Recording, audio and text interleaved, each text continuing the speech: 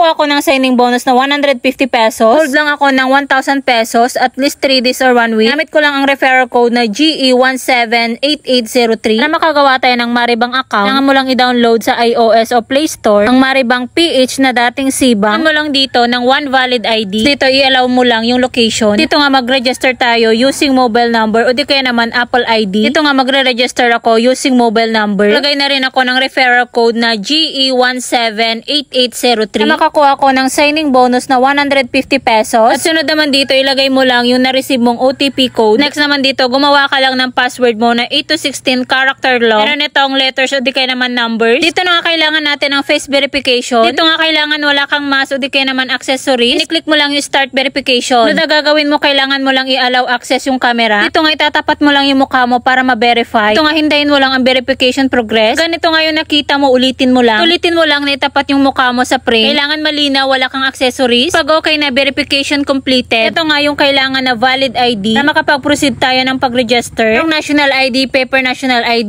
UMID, postal ID, Philippine driver's license. Kung wala ka nga neto, meron kang Philippine passport, SSID, Alien Certificate of Registration. Ito nga kailangan nating i-upload ng malinaw, hindi blurred. Natatakpan yung mga information. Naman dito, kailangan mo lang picturean yung valid ID. Kapag ganito yung nakita mo, kailangan mo lang i-retake. Sunod naman dito, kailangan mo lang i-double check yung identity details mo. May kulang, fill upan mo na lang. Sunod naman dito, kailangan mo lang fill upan yung additional details. Nilagay ko na purpose of account ay savings. Ito ngayon nilagay ko na additional details. Nilagay ko sa trabaho unemployed para hindi na ko hanapan ng company industry at company name. Naman dito, kailangan mo lang mag-agree sa terms of service ni Maribang. Kailangan dito sa baba, yung box dito ay naka-check na makapag-proceed tayo. Sunod naman dito, gumawa ka lang ng 6-digit secure PIN. Ito yung magagamit mo sa pag-login sa app. And magagamit mo sa PIN password ng ATM card. Ito nga kailangan mo lang i-re-enter at i-confirm. Huwag mo rin ito kakalimutan. Ito nga successfully na nakapag-submit na tayo ng application lang natin na tayo ay ma-approve. Ito nga yung itsura ng homepage ni Maribang kapag hindi pa tayo approve. Ito ay naka-application under review. Ito nga nag-log out ako and then nag-login ako kay Maribang. Katapos ng ilang minuto, approve na ako kay Maribang. Natin nagagawin para makuha natin yung signing bonus na 150